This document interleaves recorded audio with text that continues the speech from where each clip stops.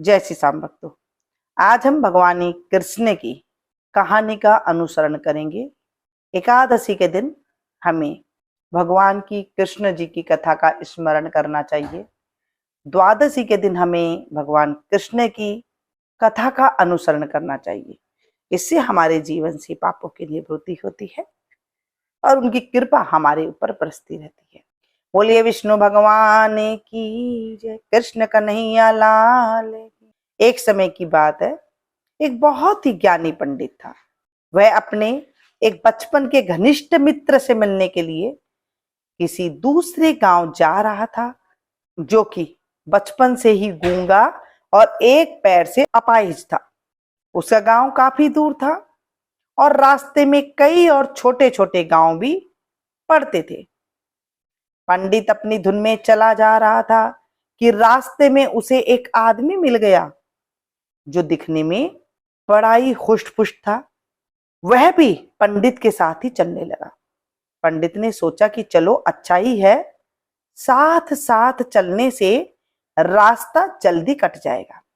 पंडित ने उस आदमी से पूछा, तुम्हारा नाम क्या है? तो उस आदमी ने अपना नाम महाकाल बताया। पंडित को यह नाम बड़ा अजीब लगा, लेकिन उसने नाम के विषय में कुछ और पूछना उचित नहीं समझा। दोनों धीरे धीरे चलते रहे। तभी रास्ते में एक गांव आया। महाकाल ने पंडित से पूछा, तुम आगे चलो, मुझे इस गांव में एक संदेशा देना है, मैं तुमसे आगे मिलता हूं, ठीक है? कहकर पंडित अपनी धुन में चलता रहा। तभी एक भैंसे ने एक आदमी को मार दिया और जैसे ही भैंसे ने आदमी को मारा, लगभग तुरंत ही महाकाल वापस पंडित के पास पहुंच गया। चलते चलते दोनों एक दूसरे गांव के बाहर पहुंचे, जहां एक छोटा सा मंदिर था। ठहरने की व्यवस्था ठीक लग रही थी और क्योंकि पंडित के मित्र का गांव अभी काफी दूर था, साथ ही रात्रि होने वाली थी, सो पंडित ने कहा रात्रि होने वाली है, पूरा दिन चले हैं, थकावट भी बहुत हो चुकी है, इसलिए आज की रात हम इस मंदिर में रुक जाते हैं। भूख भी लगी है, सो भोजन भी कर लेते हैं और थोड़ा विश्राम करके सुबह फिर से प्रस्थान करेंगे। महाकाल ने जवाब दिया, ठीक है, लेकिन मुझे इस गांव में किसी को कुछ सामान देना है, सो मैं देकर आता हूं, तब तक तुम भोजन कर लो, मैं बाद में खा लूंगा। और इतना कहकर वह चला गया। लेकिन उसके जाते ही कुछ देर बाद उस गांव में धुआं उठना शुरू हुआ और धीरे धीरे पूरा गांव में आग लग गई। पंडित को आश्चर्य हुआ। उसने मन ही मन सोचा कि जहां भी ये महाकाल जाता है, वहां किसी न किसी तरह की हानि क्यों हो जाती है, जरूर कुछ गड़बड़ है। लेकिन उसने महाकाल से रात्रि में इस बात का कोई जिक्र नहीं किया। सुबह दोनों ने फिर से अपने गंतव्य की ओर चलना शुरू किया। कुछ देर बाद एक और गांव आया और महाकाल ने फिर से पंडित से कहा कि पंडित जी, आप आगे चलो, मुझे इस गांव में भी कुछ काम है, सो मैं आपसे आगे मिलता हूं। इतना कहकर महाकाल जाने लगा। लेकिन इस बार पंडित आगे नहीं बढ़ा, बल्कि तभी लोगों की आवाज सुनाई देने लगी कि एक आदमी को सांप ने डस लिया और उस व्यक्ति की मृत्यु हो गई। ठीक उसी समय महाकाल फिर से पंडित के पास पहुंच गया, लेकिन इस बार पंडित को सहन नहीं हुआ। उसने महाकाल से पूछ ही लिया कि तुम जिस गांव में भी जाते हो, वहां कोई ना कोई नुकसान हो जाता है, क्या तुम मुझे बता सकते हो कि आखिर ऐसा क्यों होता है महाकाल? तो महाकाल ने जवाब दिया, पंडित जी, आप मुझे बड़े ज्ञानी मालूम पड़े हैं। मुझे तो आप बड़े ज्ञानी मालूम पड़े थे, इसलिए मैं आपके साथ चलने लगा था, क्योंकि ज्ञानियों का संग हमेशा अच्छा होता है। लेकिन क्या सचमुच आप अभी तक नहीं समझे कि मैं कौन हूं? पंडित ने कहा, मैं समझ तो चुका हूं, लेकिन कुछ शंका है, सो यदि आप ही अपना उपयुक्त परिचय दे दे तो मेरे लिए आसानी होगी। महाकाल ने जवाब दिया कि मैं यमदूत हूं और यमराज की आज्ञा से उन लोगों के प्राण हरण करता हूं जिनकी आयु पूर्ण हो चुकी है। हालांकि पंडित को पहले से ही इसी बात की शंका थी, फिर भी महाकाल के मुंह से ये बात सुनकर पंडित थोड़ा घबरा गया, लेकिन फिर हिम्मत करके पूछा कि अगर ऐसी बात है और तुम सचमुच ही यमदूत हो तो बताओ, अगली मृत्यु किसकी है? यमदूत ने जवाब दिया कि अगली मृत्यु तुम्हारे उसी मित्र की है जिसे तुम मिलने जा रहे हो, और उसकी मृत्यु का कारण भी तुम ही होगे। ये बात सुनकर पंडित ठिठक गया और बड़े असमंजस में पड़ गया कि यदि वास्तव में वह महाकाल एक यमदूत हुआ तो उसकी बात सही होगी और उसके कारण मेरे बचपन के सबसे घनिष्ठ मित्र की मृत्यु हो जाएगी। इसलिए बेहतर यही है कि मैं अपने मित्र से मिलने न जाऊं।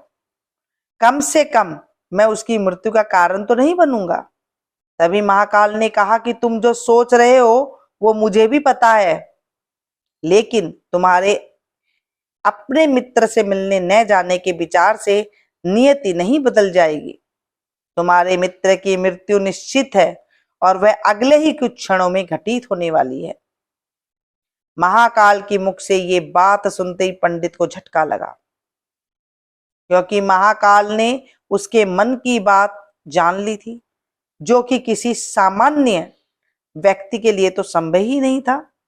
फलस्वरूप पंडित को विश्वास हो गया कि महाकाल सचमुच में यमदूत ही है।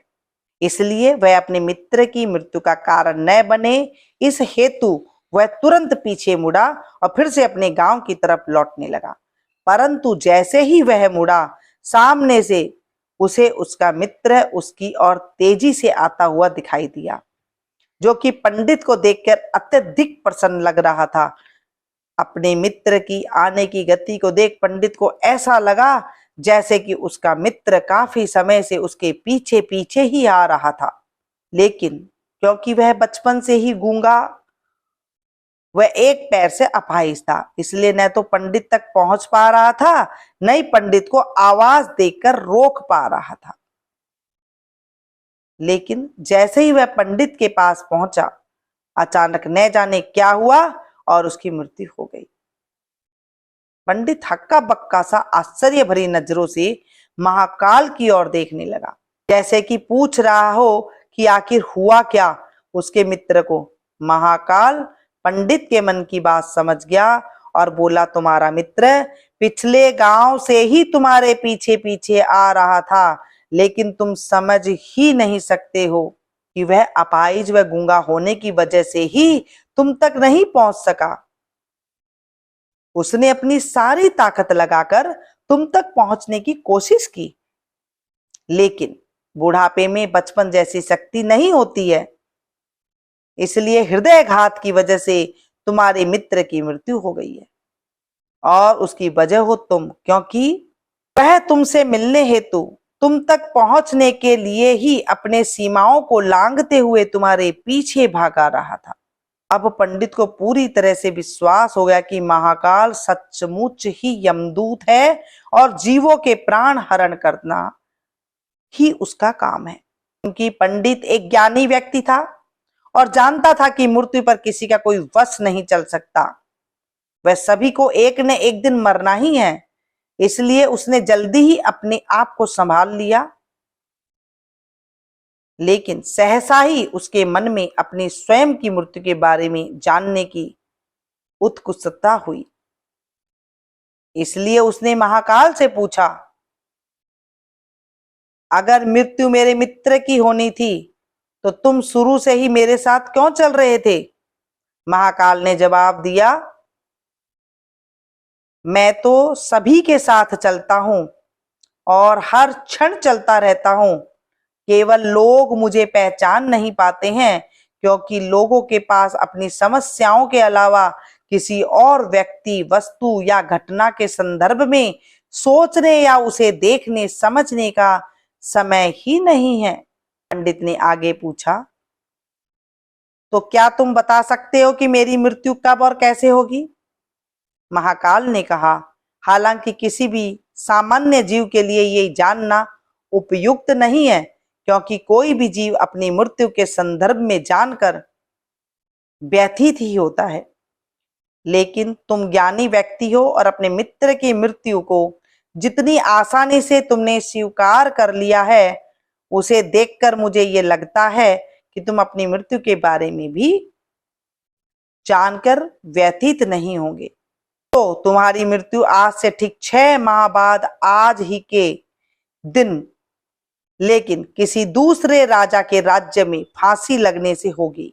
और आश्चर्य की बात यह है कि तुम स्वयं खुशी से फांसी को स्वीकार करोगे।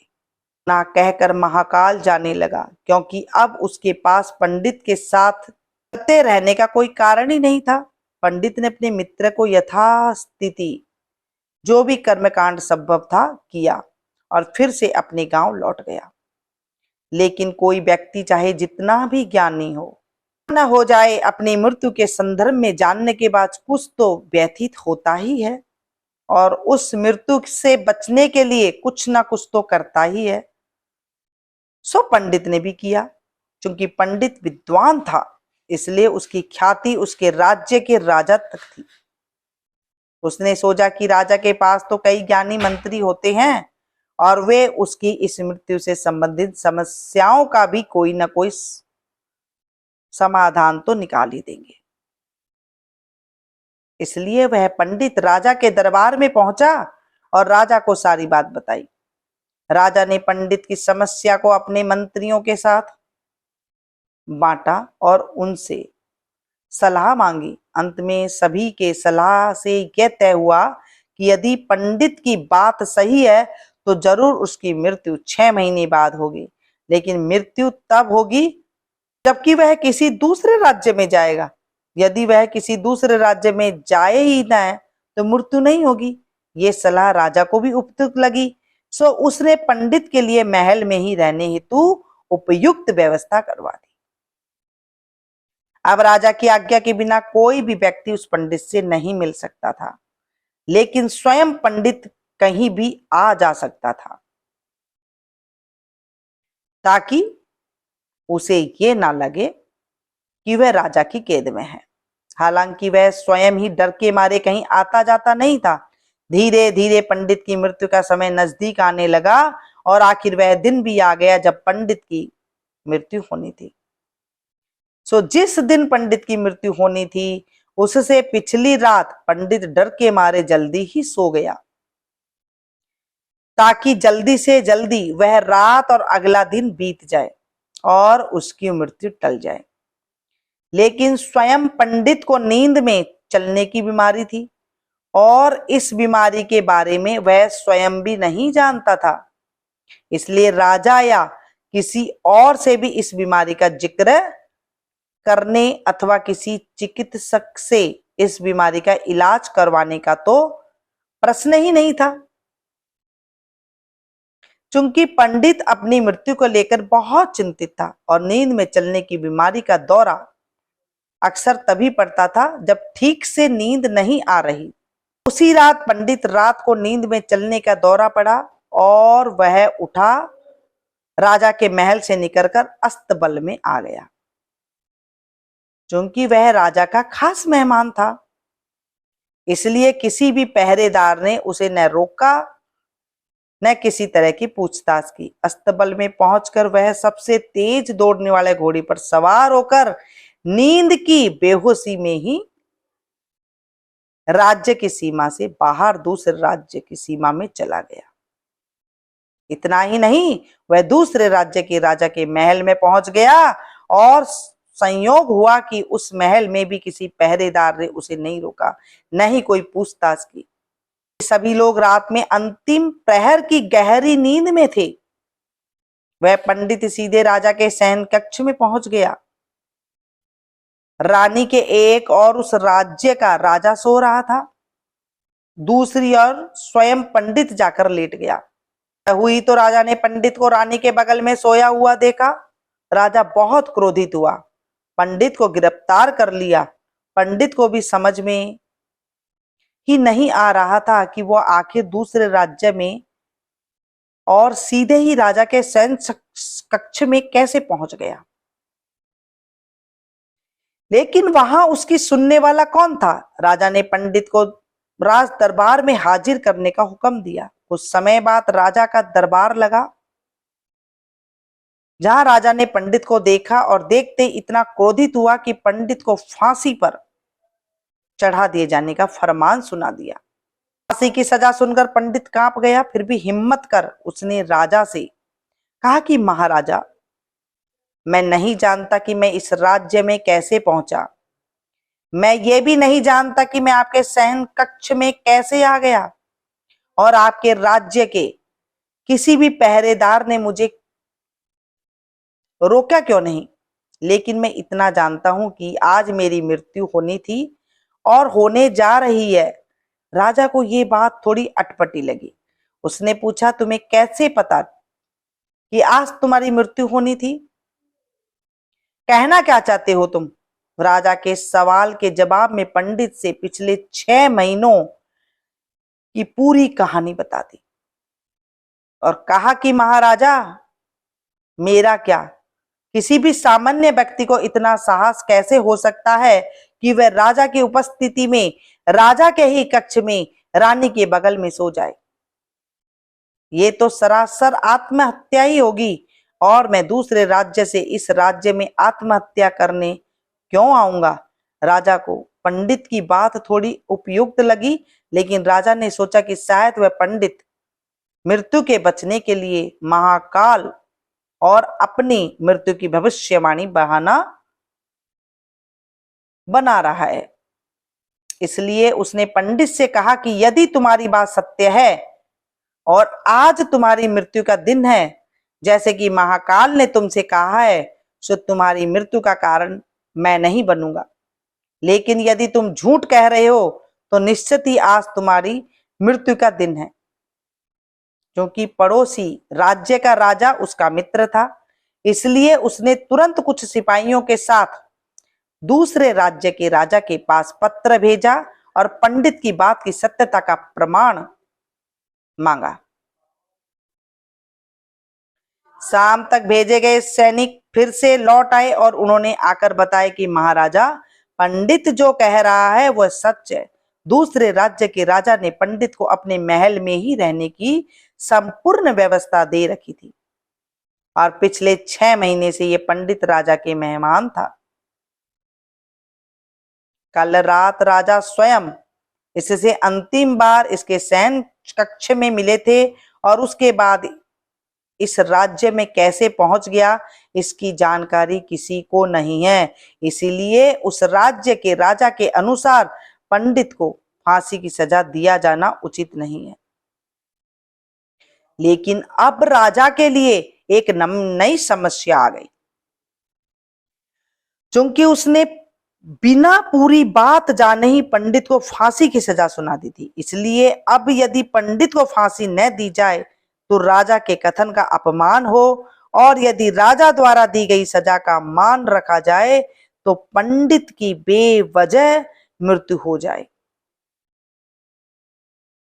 राजा ने अपनी इस समस्या का जिक्र अपने अन्य मंत्रियों से किया और सभी मंत्रियों ने आपस में चर्चा कर यह सुझाव दिया कि महाराज, आप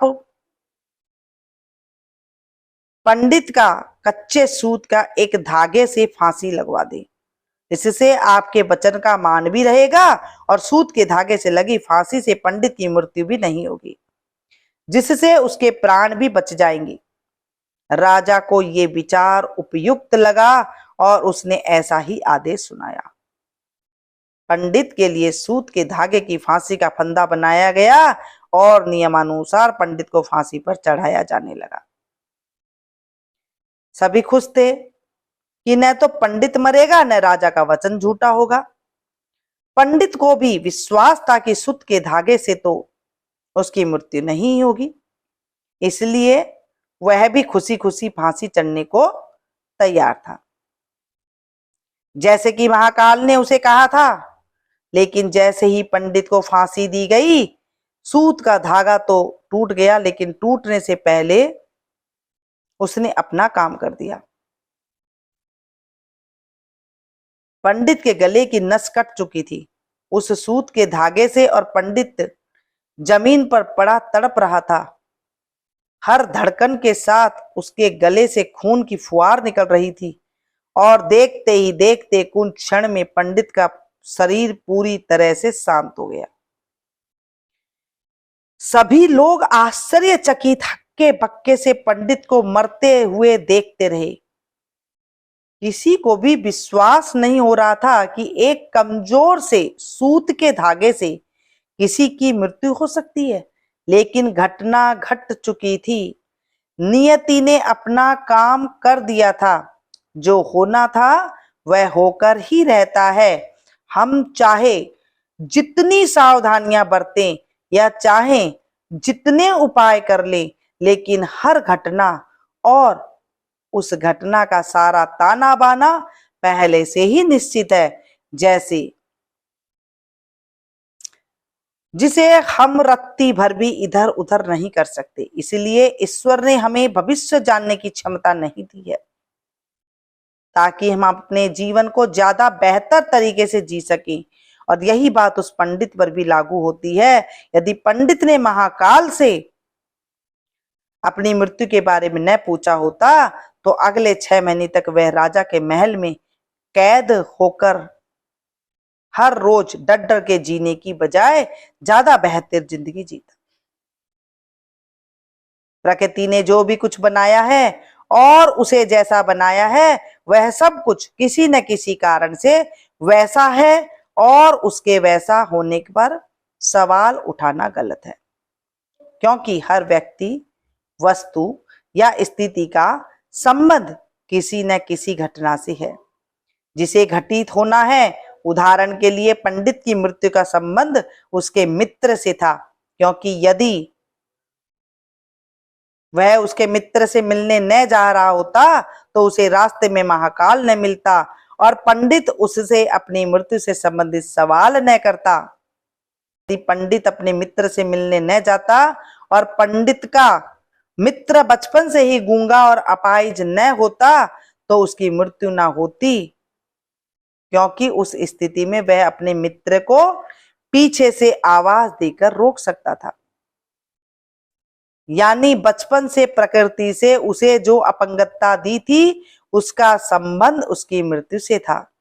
इसी तरह से पंडित को नींद में चलने की बीमारी है। इस तरह का पता यदि पंडित को पहले से ही होता तो वह इस बात का जिक्र राजा से जरूर करता। परिणाम स्वरूप वह राजा के महल से निकलता तो कोई ना कोई पहरेदार उसे जरूर रोक लेता। राजा ने कुछ ऐसी व्यवस्था जरूर की होती ताकि पंडित नींद में उठकर कहीं न जा सके। यानी हर घटना के घटित होने के लिए प्रकृति पहले से ही सारे बीज बो देती है, जो अपने निश्चित समय पर अंकुरित होकर उस घटना को घटित होने में अपना योगदान देते हैं। इसलिए प्रकृति से लड़ने का कोई मतलब नहीं है, क्योंकि हमें नहीं पता कि किस घटना के घटित होने के लिए कौन कौन से कारण होंगे और उन कारणों से संबंधित बीज कब, कहाँ और कैसे बोए गए हैं, और इसी को हम सरल शब्दों में भाग्य कहते हैं। भगवान की जय, कृष्ण कन्हैया लाल की जय। कृष्ण गोविंद हरे मुरारी, हे नाथ नारायण वासुदेवा। श्री कृष्ण गोविंद हरे मुरारी, हे नाथ नारायण वासुदेवा। नाथ नारायण वासुदेवा, हे नाथ नारायण वासुदेवा, हे नाथ नारायण वासुदेवा। एक प्रभु, हे एकादशी मैया, आज हमने आपकी कथा का स्मरण किया है। इस कथा में कोई भी त्रुटि हो गई हो तो हमें अबोध बच्चा समझकर माफ कर देना। पूरी हो तो इसे प्रभु स्वीकार करना। विष्णु भगवान की जय, एकादशी मैया की जय, कृष्ण कन्हैया लाल की जय।